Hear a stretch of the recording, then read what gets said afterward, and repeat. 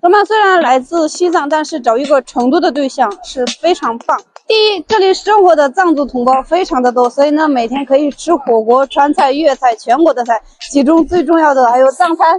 第二，四川的隔壁就是家乡，回家很近。第三，这里海拔低，空气比较湿润，养人。最后就是海纳百川，目前去过比较大的城市有广州、深圳、重庆这些地方。成都也和他们一样很包容，来自全国各地的朋友组成了一个大城市。很多朋友来成都的第一站会是哪里呢？我和大家不一样。首先乘坐成都地铁2号线，看一看大青羊，像精灵一样蹦蹦跳跳，几分钟后男生女生就能遇到。上海有人民广场，而成都有人民公园，一个是吃炸鸡，另一个还能相亲。此次来到这里还是想看看能不能嫁到成都，所以你懂了吧。前面呢贴了好多牌牌，我去看一看是不是相亲的，看看今天能不能找到一个对象。看到没有，我后面很多家长都在看这个，看来他们对自己儿女的婚事非常的关心啊。这个相亲纸条上大部分是92后以及80、70后。刚开始以为没有95后，因为20多岁的相对来说比较年轻。当我花2个小时一条条看完后，还是发现了和我同年龄段的人，甚至有比我小的。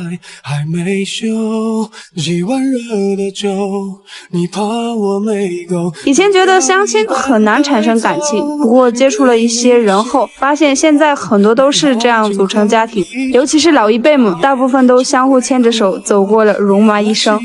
这里面蓝色的是男生，粉色的是女生，好多女生呀，有可能大部分都是父母贴的，虽然他们自己不着急，但是他们的父母着急，然后就给你贴一个。其实相亲这种对四川这边来说就是一个比较重要的事情，每次你回家七大姑八大姨都要争着抢着介绍对象。其实西藏也是一样的，尤其是西藏的乡村，比如说我们的老家。弟弟我不一样，他们非常的着急。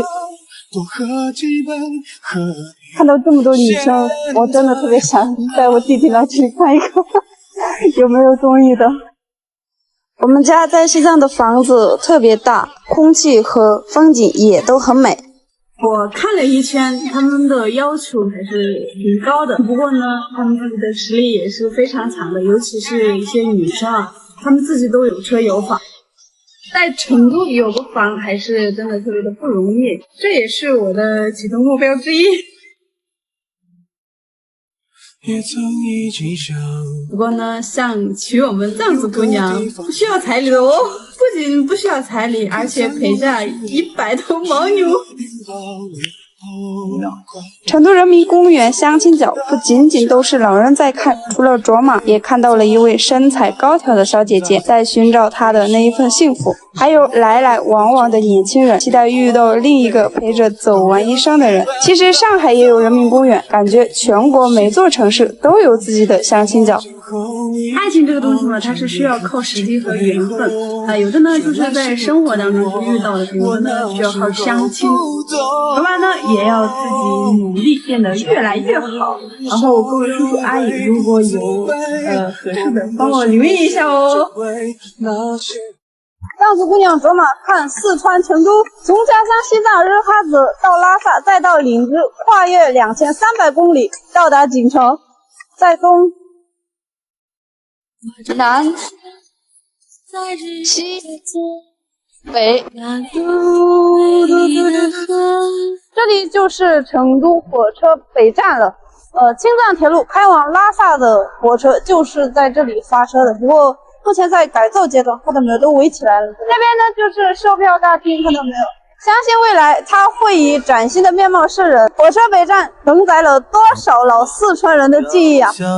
卓玛就这样走走停停，看到了成都的繁华，以及这座城市处处可见的便利性。而最让卓玛惊喜的是，咱们家乡也有它的模样。几十年的岁月里，西藏也紧紧跟随着成都和四川、北上广和全国的脚步了。既有璀璨文化，也有不断向前的现代化。Hello， 林家公干三个卓玛影家人朋友们，大家好，我是你们的好朋友藏族姑娘卓玛。我的梦想呢，就是走遍全国。现在我在四川的省会，今天要去的目的地是毛区，全球最大的单体建筑在成都。环球中心正如它的名字，是成都一张闪耀的名片，向全世界的人展现它的风采。如何到达环球中心？首先找到距离自己最近的地铁线，转乘1号线，在锦城广场下车。对于卓玛这种晕车的人来讲，地铁就是福音。从地铁一上来就到这个山门口，非常的方便。但是今天这个成都的天气真的是太冷了，比起前几天的话。看到这附近应该都是一些公司的聚集地吧，都是一些高楼，应该是写字楼。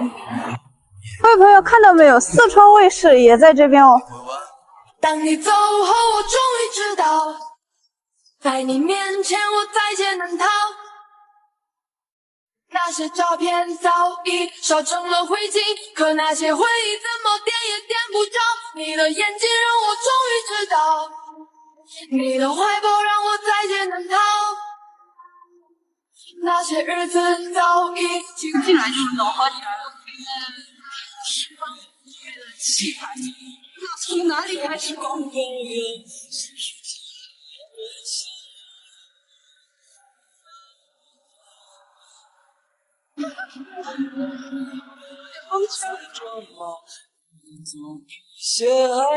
全球最大的单体建筑之一，第一次来，卓玛就有点迷糊。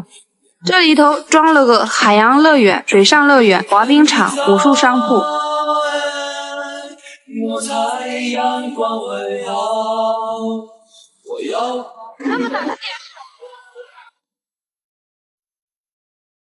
小朋友们嬉戏在彩色的童话乐园，这里面去玩一下，可惜自己不是已经小孩了。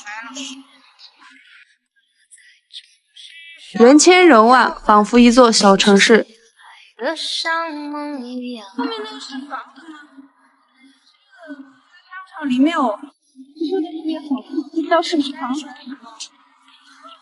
如果条件允许，甚至可以在里面待一辈子。未来太上演，你不想常常吗？不明天一走，我猜阳光会好。我要把自己打扫，把破旧的全部卖掉。哦，这样多好，快来吧，奔腾电脑。又买了一杯奶茶，全都是奶油，所以在这边待的时间越长，就会变成一个胖子。穿新衣装，精心发型。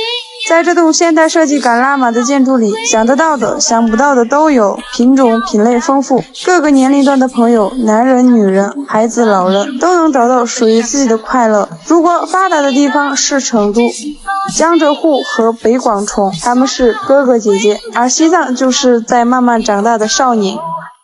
后面是那个猫屎咖啡，这个猫屎咖啡呢，我们西藏林芝也有。后面有个巨大的电影院，国大。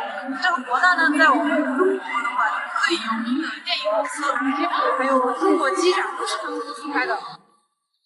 环球中心建筑总面积176万平方米，占地面积又相当于一所普通大学。巨大的空间使电影院同时能装2000人左右，而现在西藏电影院没有这么大，但也实现了电影自由，几乎每个城市都能第一时间看到最新电影。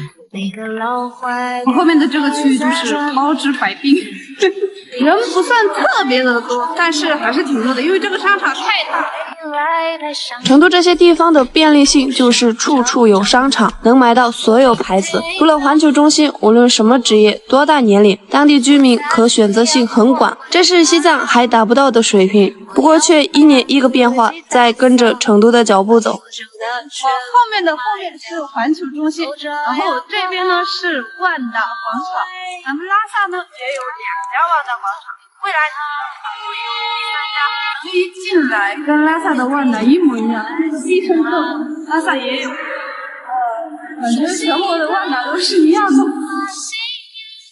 看起来成都的老4区比较旧，这一带呢就比较新了。和拉萨一样，留新城关旧，领之新区新，老区旧。其实很多朋友都知道，西藏也有地铁，第2条正在修建吧。卓玛值的地铁其实就是铁路，由于环境复杂，都是高山，所以有很多隧道。拉萨到领之400公里已经通车，隧道和桥占1半以上。而成都到拉萨的川藏铁路只会更多，所以被称为川藏地铁。你的路是在为了给你什么礼物？那的路